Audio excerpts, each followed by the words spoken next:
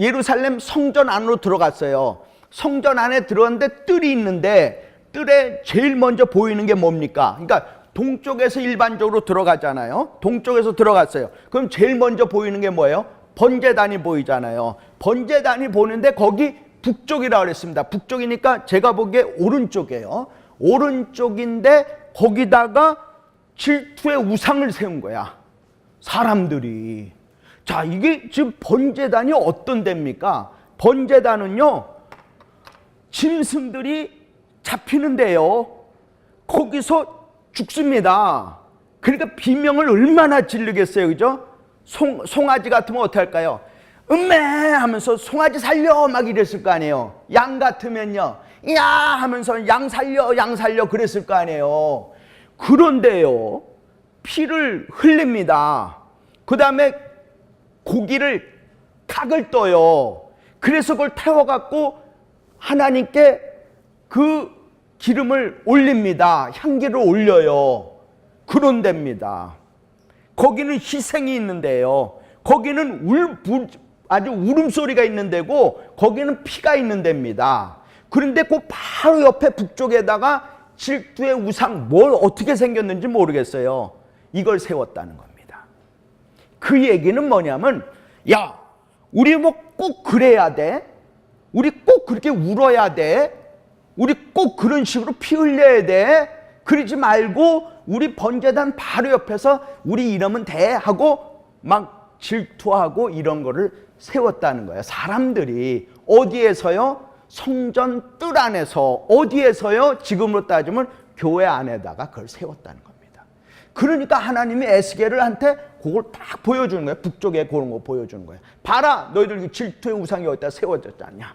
너는 포로로 잡혀왔지만 지금 질투의 우상 세웠어. 그러니 내가 어떻게 가만 놔두겠느냐? 하나님이 하나하나 말씀하시는 겁니다.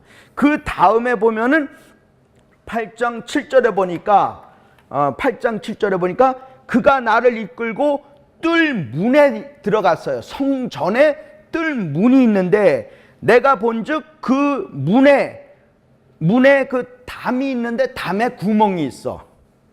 그래갖고 그 구멍, 그 8절에 보니까 너는 이 담을 헐라 했어요. 그래서 헐었어요.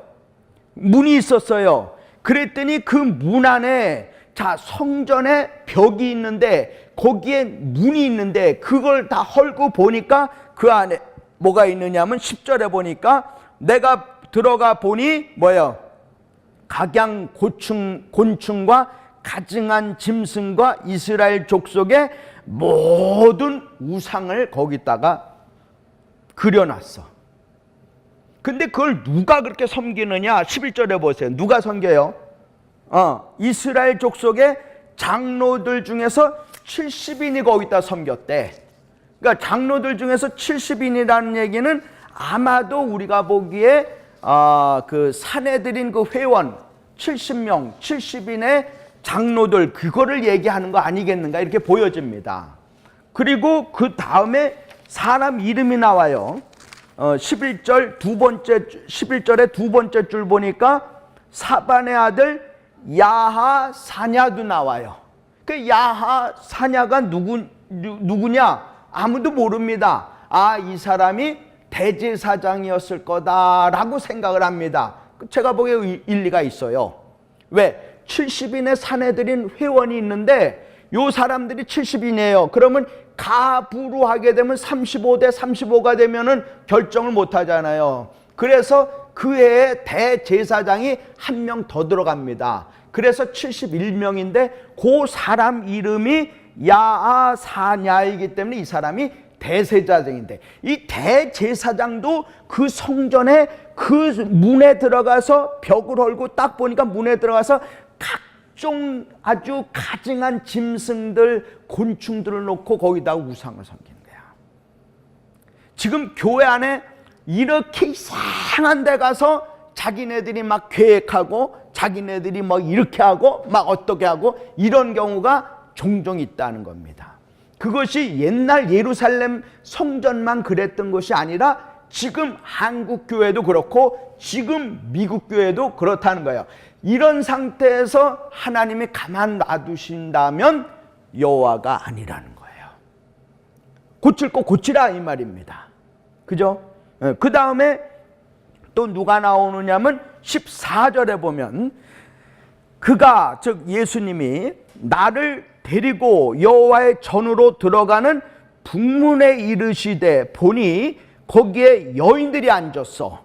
그래갖고 여인들이 누구를 위해서 애곡합니까? 단무스를 위해서 애곡해. 성경에 단무스라고 하는 이름은 여기 딱 한 번 나옵니다. 14절에 8장 14절. 근데 이 단무스라고 하는 사람이 누구냐? 이거는 바벨론 신화이기 때문에 얘기하는 사람마다 조금씩 틀려요. 근데 이 단무스는 누구냐? 아마도 이 단무스는 거의 확실한 거는 바벨론의 바알이다 이렇게 얘기를 합니다. 바벨론의 바알이라고 하는 거는 바벨론의 주라는 얘기입니다. 이 단무스가 바벨론의 주, 바벨론의 바알이고, 이 바알이라고 하는 건 뭐냐면 풍요의 신이고 축복의 신입니다. 그러니까 우리가 이렇게 해서 예수를 믿으니까 축복받고 막 이런 얘기를 하는 겁니다. 근데 이 바알이라고 하는 이 단무스가요, 그 아내 이름이 이시타래요. 제가 다 써놨지만 이시타래요. 이시타는 그 라틴어로 이시타입니다. 이시타예요. 그래서 영어로 된 게 어떻게 되냐면 영어로 이스터로 되어 있습니다. 이스터.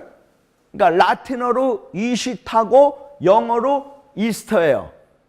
지금 미국에서 부활주일을 뭐라고 부르냐면 이스터 선데이라고 합니다. 이게 여기서 나온 이름이에요. 이거 굉장히 이스터라는 말은 안 좋습니다. 이건 미국 목사님들 다 알아요. 그런데 아주 입에서 너무나도 자연스럽게 이스터 선데이 해요. 근데 이 이스터 선데이, 그 다음에 이 이시타, 이거 단무스, 이거를 바알이라고 하는데 우리가 영적으로 보면은 바알인데 지금 우리가 이 세상에서 보면은 그 사람들이 뭐냐면 하나의 슈퍼스타예요. 이 질투의 우상이 다 슈퍼스타입니다. 그러니까 이 슈퍼스타가 지금의 단무스다 이렇게 보시면 됩니다.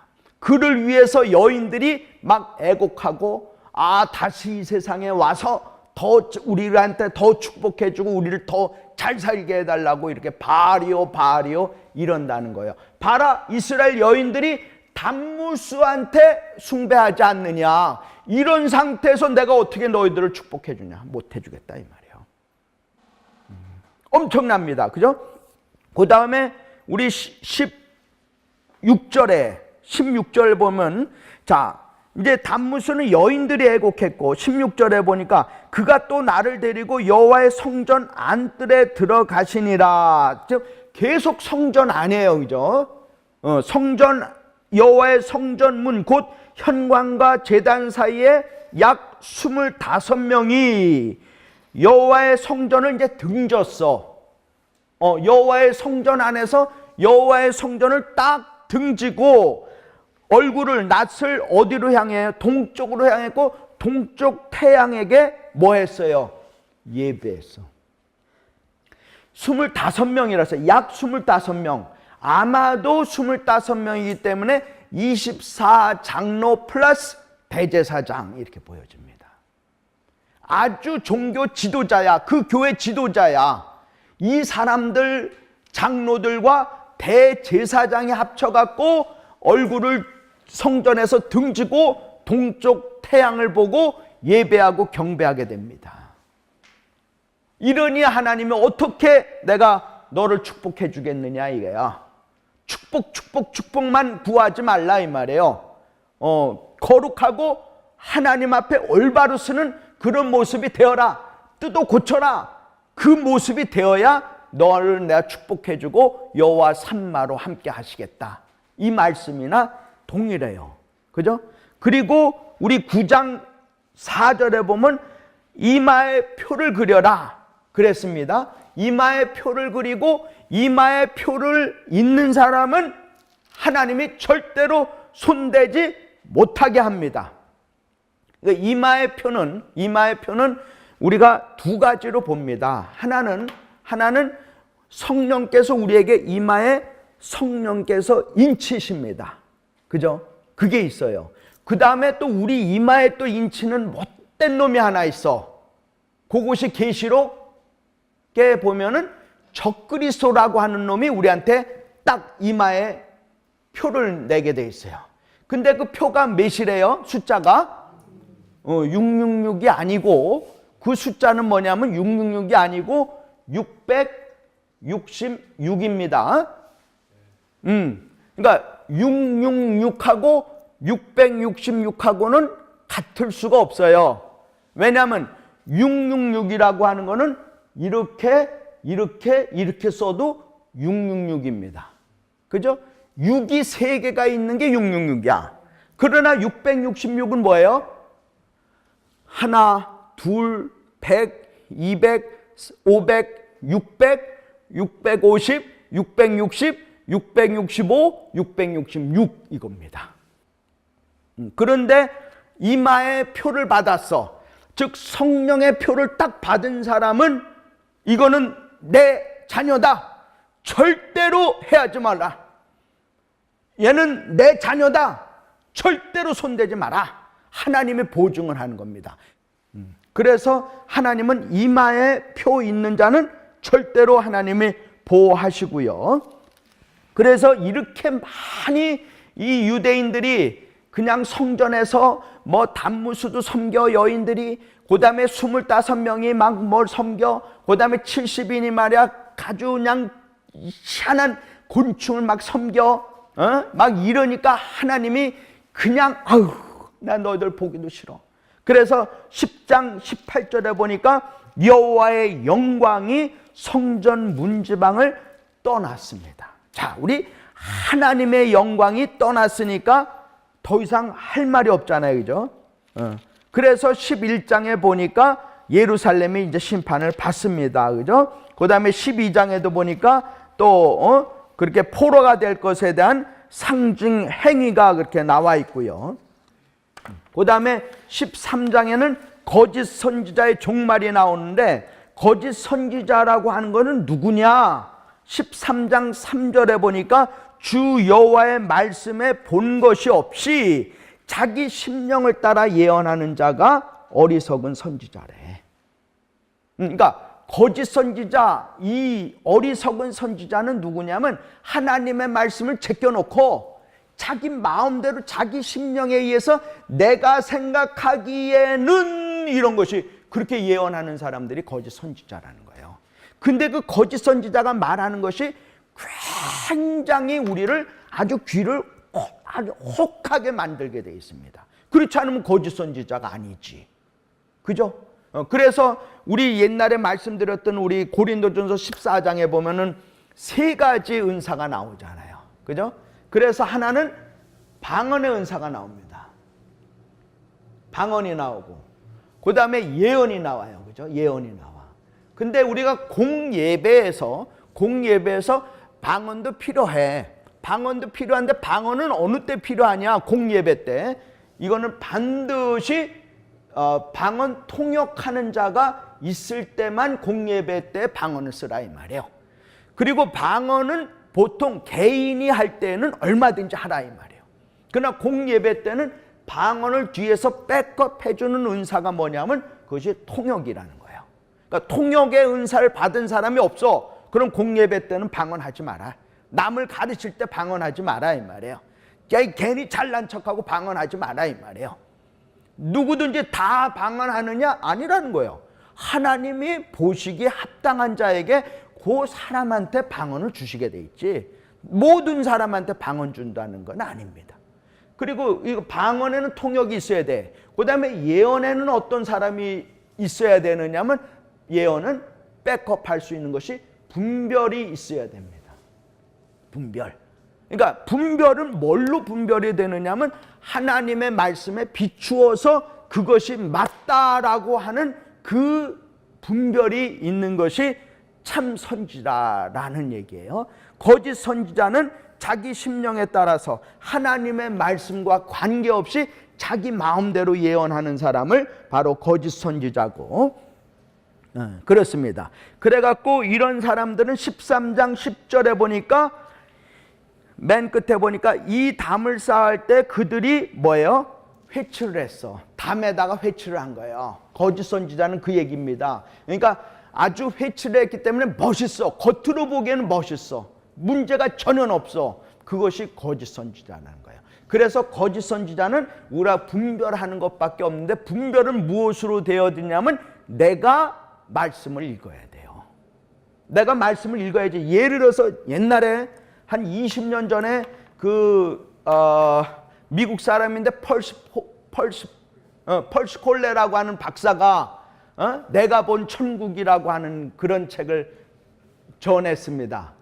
그때 당시에 아주 원 오브 베스트셀러 북이었어요. 그죠? 그 읽어보셨나요? 저 그냥 하와이에 있을 때 그거 너무 읽어봤죠. 너무 재밌었습니다. 근데 그게 거짓말이라는 거야. 거짓말이라는 거야. 그 왜 그러냐? 말씀을 상고하지 않고 어떤 사람 경험 이거를 싹 거칠해 갖고 딱 하니까 우리한테는 그럴싸하게 보였던 거예요. 절대로 그렇지 않다는 거예요. 우리가 분별 없이는 절대로 이 세상 제대로 신앙생활 할 수가 없다는 얘기입니다. 그 다음에 우리 14장 14절에도 보니까 의인 3명 이름이 나와요. 노아, 다니엘, 욥 이렇게 나와요. 그 다음에 20절에도 보니까 14장 20절에 보니까 노아, 다니엘, 욥 이렇게 나옵니다. 그렇게 나오고 그 다음에 우리 15장에는 포도나무가 있는데 포도나무가 포도나무를 열매를 맺지 못해. 그럼 그 포도나무는 아무 쓸모도 없다는 얘기예요. 이거 땔감밖에 쓸 게 없다는 거예요. 뭐 저런 거 피아노로 만드는데 포도나무가 활용되는 것도 아니고, 뭐 그렇다고 해서 뭐 멋있게 장식하기 위해서 포도나무가 필요한 것도 아니고, 열매를 못 맺는 포도나무는 그냥 쓰레기통에나 버리거나 혹은 불살라 없애는 거, 그거 이외에는 절대로 없다 하는 거예요. 그 다음에 우리 16장에는 아주 부끄러운 가증한 예루살렘인데, 이 예루살렘 그 지명 중에서 족속이 두 족속이 나오고 그 다음에 지역이 2군데가 나옵니다. 그 족속이 보면은 아모리 족속과 헷 족속이 나오는데, 유대인들 너희들이 아모리 족속과 헷 족속보다도 더 나쁘다는 얘기야. 근데 이 헷 족속은 사실상 그렇게 나쁜 일을 했다고 하는 성경의 근거는 별로 없습니다. 근데 이 아모리 족속은 아주 안 좋아요. 예를 들어서 우리 옛날에 그랬잖아요. 그죠? 여기서 모세가 40년이 되었을 때 에돔 땅을 통과하려 했더니 통과 못했잖아요. 그죠? 그래갖고 우회했잖아요. 여기서 통과하지 못해갖고 구리뱀 사건이 있었잖아요. 장대에다가. 그래갖고 불뱀 사건이 있었잖아요. 그래갖고 우회했죠. 그죠? 하나님의 그 전화 위복 아니에요. 그죠? 모압 지역으로 왔습니다. 여기 또 통과 못했어요. 암몬 지역으로 왔습니다. 또 통과 못했어요. 왜? 이 세 족속은 우리 아브라함과 다 같은 족속이라 이 말이에요. 여기는 에서 아닙니까? 여기는 롯 아니에요. 그죠? 그러니까 다 같은 족속일 때 싸우지 마라. 그래서 하나님이 안 했습니다. 그랬더니 여기서 보니까 그 위에 아모리 족속이 있었어. 그래서 아모리 족속은 막 전쟁하려고 막 이스라엘 백성하고 했잖아요. 그래서 하나님이 왕벌을 보내줬어. 그래갖고 갑자기 아모리의 시온 왕, 바산의 옥 왕을 섬멸했습니다. 그때 이스라엘 군인이 몇 명 죽었다, 그 기록이 없습니다. 하여간 왕벌을 보내갖고 하나님께서 그들을 딱 섬멸했어요. 누구요? 아모리의 시온 왕, 바산의 옥 왕입니다. 그래서 섬멸을 하고 난 다음에 그 두 정탐꾼이 여리고로 딱 들어갔습니다.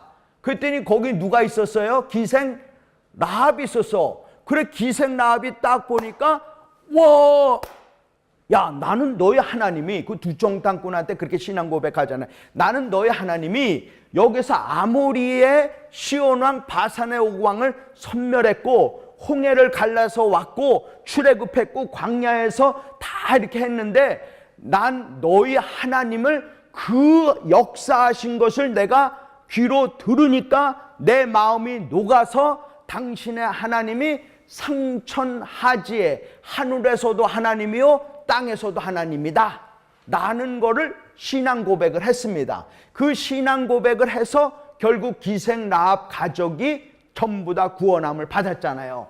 그때 나오는 족속이 어느 족속이에요? 아모리 족속이야. 그러니까 아모리 족속 하면요, 아주 이스라엘하고 천천히 원수가 된 족속이야. 근데 너희들이, 유대인이 그 아모리 족속보다 더 나쁘다는 거야. 지금 16장에 그렇다는 얘기예요. 그 다음에 헷 족속보다도 더 나쁘대요. 그 다음에 이 지역으로 보면 너희들이 아주 못된 지역 하면은 사마리아하고 여기 사해바다, 소돔성 이렇게 얘기를 하는데, 야, 그래도 사마리아는 너희들보다 더 나아. 소돔과 고모라도 너희들보다 나아. 이 얘기는요, 유다 족속이 벌써 음행도 엄청나게 했다는 겁니다. 우상숭배도 엄청나게 했다는 거예요.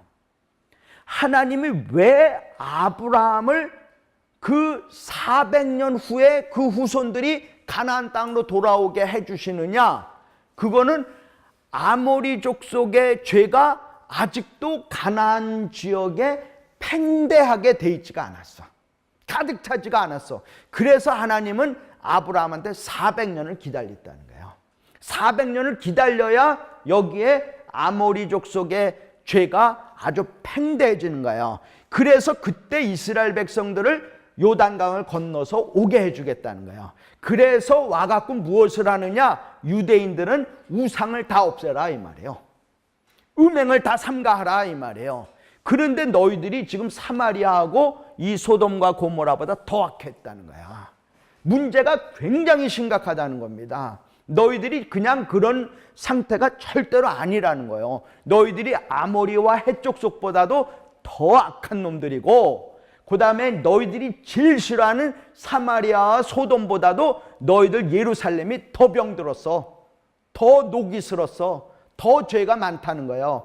그거 가만 놔뒀다가 바로 내가 여호와 하나님이 아니시라는 겁니다. 너무 이러니까 에스겔서가 너무 읽기가 힘들잖아요. 그죠? 따분하죠? 어둡죠? 그죠? 그래서 에스겔서 16장 44절부터 보면은 45절에 내 어머니는 햇사람이요, 45절 끝에 내 어머니는 햇사람이요 내 아버지는 아모리 사람이야. 그 다음에 46절에도 보니까 두 번째 줄에 보니까 사마리아고 맨 마지막에 보면 소돔이야. 그런데 47절 맨 마지막에 보니까 내 모든 행위가 그 사람보다 뭐예요? 더욱 부패해서. 그 다음에 49절에 보면 내 아우 소돔의 죄악은 그것밖에 안 했어. 그 다음에 51절에도 보니까 사마리아는 내 죄의 절반도 범하지 아니했어. 그러니까 유대인들이 사마리아 죄보다 배를 더 범했다는 얘기입니다. 근데 내가 이렇게 두고 어떻게 가만 놔두느냐 이 말씀이죠. 그죠? 그래서 60절 16장 60절 보니까 내가 너의 어렸을 때에 너와 세운 언약을 기억하고 너와 영원한 언약을 세우리라. 다시 시작하자 이 말이에요. 430년 전으로 다시 돌아가자 이거야. 아브라함, 이삭, 야곱 그때로 돌아가자 이거야. 다시 다윗 때로 돌아가자 이 말이에요. 절대로 너희들이 회개하고 돌이키기만 하면 하나님은 의로우시고 미쁘시사 우리의 죄를 다 없애주시겠다라고 말씀하시는 겁니다. 그렇게 언약을 우리하고 세우시는 거예요. 절대로 너희들 끝이 아니라는 거예요. 너희들은 소망이 있는 사람들이라는 거예요. 너희들은 나와 함께만 하면 돼. 절대로 굴하지 마라 이 말이에요. 그죠? 예. 그 다음에 17장에는 두 독수리가 나오고요. 아주 털이 많은 큰 독수리가 나와. 그런데 이 큰 독수리는요, 나라로 따지면 하나는 바벨론으로 보아지고 또 하나는 애굽으로 보아집니다. 이 바벨론하고 애굽 때에는 이때를 얘기하는 거예요. 그러니까 우리 에스겔이 포로로 잡혀오기 전에 혹은 포로로 같이 잡혀온 이 왕들 요때 요거를 다 두 큰 털이 많은 독수리로 봤는데, 이 왕들이 뭐냐면 바벨론이라고 하는 큰 독수리한테 여기 한번 해볼까 그러다가 안 되고, 그래 그럼 우리 애굽에다 한번 해볼까 해갖고 안 되고 이랬단 말이에요. 그러니까 절대로 사람을 의지하지 말라 이 말이에요. 우리 마지막 때 절대로 사람 의지하지 말고 하나님만 바라봐라 이겁니다. 그래서 17장 22절에 보니까 주 여호와께서 이같이 말씀하시되 내가 백향목 꼭대기에서 높은 가지를 꺾어다가 이스라엘의 23절에 보니까 이스라엘 높은 산에 심었어요. 그래갖고 24절에 보니까 여호와는 높은 나무를 일단 낮춰갖고 낮은 나무를 다시 높여, 푸른 나무를 말라버려, 그리고 마른 그 푸른 나무를 다시 무성케 해줘. 그래갖고 그것이 바로 여호와 하나님이라 이 말입니다. 그 다음에 우리 19절에도 보면 19장에 보면 암사자가 나오는데, 암사자가 두 젊은 그 사자가 있어요. 그 아들이고 손자일 것 같아요. 그래서 새끼를 낳았는데 그 젊은 사자가 어떻게 해갖고 아무리 해도 결국은 안 된다. 그래서 애굽으로 끌려가는 젊은 사자가 있고 그 다음에 바벨론으로 끌려가는 젊은 사자도 있다. 이런 얘기입니다. 그래서 20장 되고 그 다음에 21장이 해서 우리 유다의 죄가 24장에 보면 예루살렘이 결국 녹슬었다 이 말이에요. 녹슬었다. 그래서 유다가 멸망했다는 겁니다. 24장에. 그래서 이제 25장에 보면 우선 우리 오늘 우리 교재 5페이지 보면 이제 25장은 드디어 이제 유다의 그 죄는 그랬는데 이제 이 이방 나라들은 과연 어떠냐 이 말입니다. 그 이방 나라를 얘기할 때 우리 25장에서 제일 먼저 언급되어 있는 것이 암몬 족속이에요. 암몬 족속은 뭐가 죄냐? 유다가 멸망할 때 아이고 쌤통했다는 얘기입니다. 우리 크리스찬이 이렇게 잘못되는데 다른 사람들이 아이고 저거 죄 받아서 그래? 이렇게 했다는 거예요. 그래서 암몬은 멸망한다는 거예요. 또 그렇다면 모압은 어떠냐? 모압 똑같다는 얘기예요. 모압도 아유 저거 뭐 예수 믿는 게 뭐 저래? 이렇게 판단하고 이랬기 때문에 모압도 멸망한다는 거야. 애굽은 유다가 참 힘들었을 때 오히려 유다한테 딴질 걸었어요. 그래서 에돔은 멸망한다 이거야. 블레셋은 처음부터 유다하고 아주 원한이 있었어. 그러니까 다윗 때부터 원한이 있었어. 그 전부터 아주 원한이 있었어. 그래서 블레셋은 멸망한다는 거야. 그리고 우리 에스겔서에 보면은 특히 또 두 나라가 나오는데 그 중에 하나가 두로라고 하는 나라고 또 하나가 애굽입니다. 근데 우리 두로라고 하는 거는요, 우리가 좀 한번 눈여겨 볼 만한 그런 적이 있는데, 두로와 시돈, 우리 사르밧 과부 있잖아요. 예? 그 지역입니다. 근데 이 두로와 시돈, 특히 두로는 반도이기도 하고 섬이기도 합니다. 근데 이 섬이라고 하는 데하고 바다라고 하는 거는 신앙적으로 그렇게 좋은 케이스는 아니에요. 그러니까 대개 바다 하면은 그 불신자들의 무리 이렇게 보시면 되고요. 섬은 거기에서 사는 사람 이렇게 보면 되는데, 특히 섬 사람들은요, 인간적으로 보면 어떤 저희가 있냐면 굉장히 그 진취적이에요. 그리고 도전적입니다. 그렇잖아요. 그런데 대륙에 있는 사람들은 대개 뭐냐면 굉장히 보수적이에요. 안정적이에요. 그 땅이 있으니까. 근데 섬은 언제 이거 갑자기 싹 없어질 줄 모르잖아요. 죄송합니다. 우리 옆에 있는 나라가 지금 굉장히 불안하잖아요. 그죠? 왜 불안하냐면 섬나라이기 때문에 불안합니다. 그래서 섬나라 사람들의 그 마음 속에는 뭐가 있냐면 항상 두려워하고 무서워하는 영들이 있다고 그럽니다.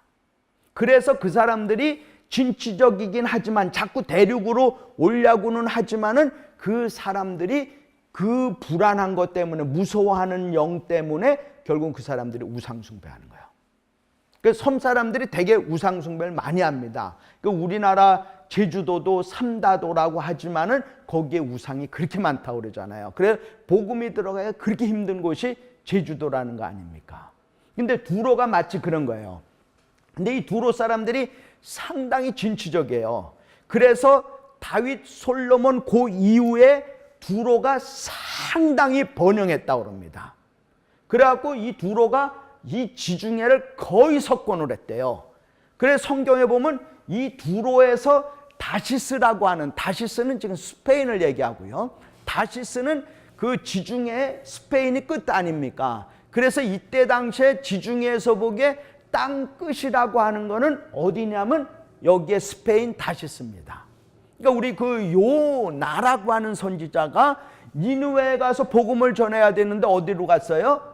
다시스로 가는 배를 탔잖아요. 그러니까 다시스라고 하는 건 저 땅끝으로 도망가는 거예요. 완전히 정반대로 도망가는 거예요. 아, 난 니느웨 사람 꼴도 보기 싫어했고 도망간 거 아닙니까? 그때 하나님이 뭐예요? 배를 다 예비해 주셔갖고 그냥 다 했잖아요. 그죠? 그러니까 다시스는 게 다시스하고 두로에 그냥 배가 막 왔다 갔다 하고 무역이 상당히 되고요. 아주 잘 나갑니다. 잘 나가요. 그리고 아주 너무너무나도 아름다워. 그래서 두로라고 하는 나라는 이때 보면 교만 때문에 망한다는 거예요. 응? 에스겔서 28장은 두로 지역의 두로 지방의 교만을 얘기하는 겁니다. 그 교만이 어떠냐? 특히 외모. 특히 우리 이렇게 하면 잘 살아. 아, 우리 아들 이렇게 하면 서울대학 가면은 여기서 어떻게 하고 하면 제가 서울대학 가지 말라는 건 아닙니다. 안 가도 된다 하는 얘기지 꼭 가야 된다는 건 아니거든요. 우리 아들 꼭 서울대학 가야 된단 말이야. 꼭 우리 아들 뭐 해야 된단 말이야. 아, 뭐 우리 딸 말이야. 막 쌍꺼풀 수술 다 해줘야 되고 말이야. 뭐 하고 막 이래야 된다는 거야. 외모로 아름다운, 그 다음에 아주 체력으로 잘 되고, 그죠? 그런 거. 그러니까 돈 있는 건 돈으로 또 망하게 돼 있어요. 아름다운 건 아름다운 것으로 망하게 돼. 교만은 교만으로 망할 수 있는, 교만은 패망의 선봉이라고 그런 겁니다.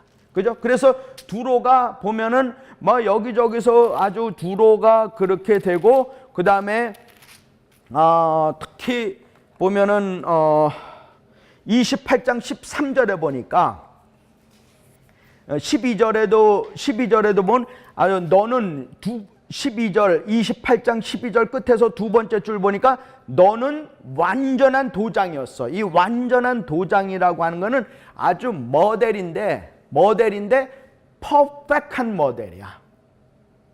네, 뭘까요? 슈퍼모델이야. 우리나라 슈퍼모델이 누구예요? 모르죠. 네, 모르는 게 됐습니다. 그 다음에 지혜가 충족하여, 지혜가 없는 놈이 아닙니다. 그 다음에 온전히 뭐예요? 아름다웠어. 아주 이 특징입니다. 그러니까 요즘 세상은 남자가 여자보다 더 아름다워. 그러니까 꽃남이 그래서 나온 겁니다. 여자가 남자보다 더 씩씩해. 마지막 때는 그렇다는 얘기예요. 아폴로 신이 오늘 정리해준 맨 마지막 페이지가 그겁니다. 너무 외모로 가게 돼 있어. 가진 걸 가지고 내가 뭔데 이렇게 하게 돼 있어요. 그랬더니 13절에 28장 13절에 보니까 그게 영적으로 뭐냐? 내가 옛적에 하나님의 동산 어디에 있어요? 에덴 동산에 있었단 말이야. 그놈이 누구예요? 옛 뱀이라는 거예요.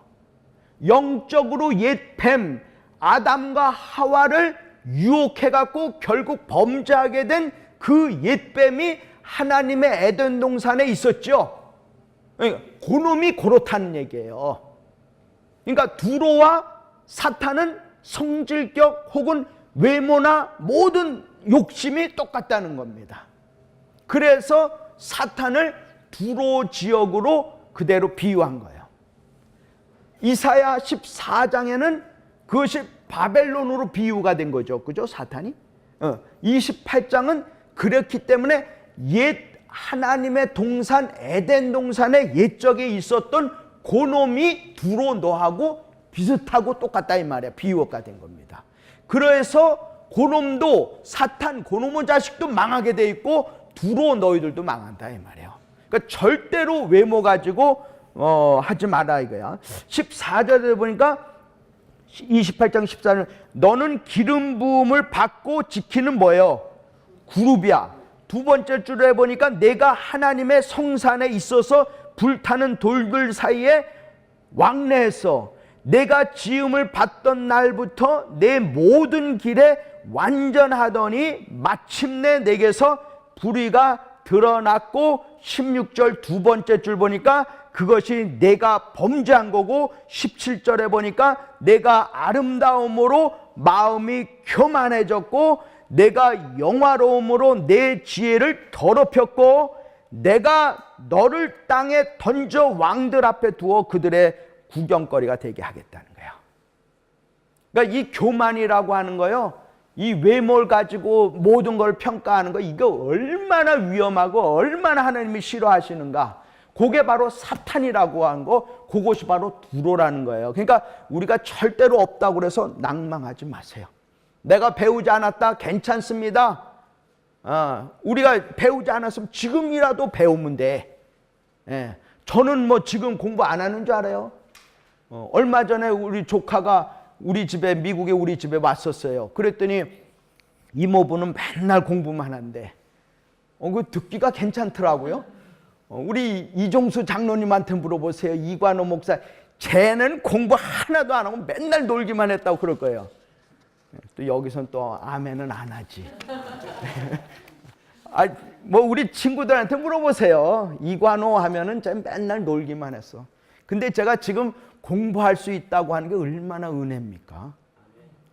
그럼요. 우리가 지금 성경 읽을 수 있다. 이게 얼마나 하나님이 우리에게 주신 축복입니까? 내가 두 손 들고 하나님께 찬양하고 기도할 수 있다. 이거 영적인 아주 특권 중에 특권이에요. 내가 가진 거 절대로 자랑할 필요가 없다는 거야.